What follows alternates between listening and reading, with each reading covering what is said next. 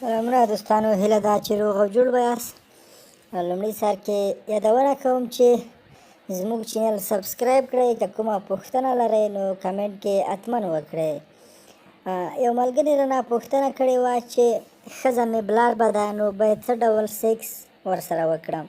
نو ګران دوستانو، کله چې ښځه بلار به شوله نو په ښځه باندې یو په دوه بوج راځي.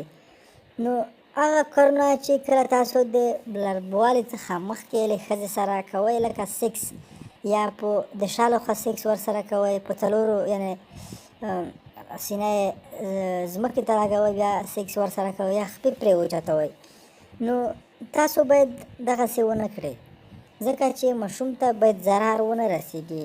په دې طریقې سره هم ماشوم ته هم ښځې ته ضرر رسېږي.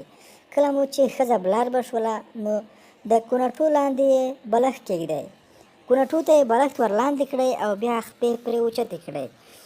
هغه ډول سیکس باید ونه کړئ لکه مخکې مو چې کولو، ځکه بیا ماشوم ته او هم ښځې ته ضرر رسېږي. تاسو چې کله د ښځې د کوناټو لاندې بالښت کېښولو نو تاسو به لومړی یو څه لاړه خپل غین ته او کونې ته ورکړئ، او کله مو چې غین ور ومنډلو نو په مزه مزه او ډېر په آرامه به ملا ور شروع کړئ. دومره په آرامه به ملا ووهئ چې ښځه مې هېڅ په دې پوه نه شي چې په ما باندې څوک اخته دی. په دې ډول به ښځه ستاسو لپاره همغه شان شوقي وي لکه څنګه مو چې د بلربوالي څخه مخکې شوقي وه.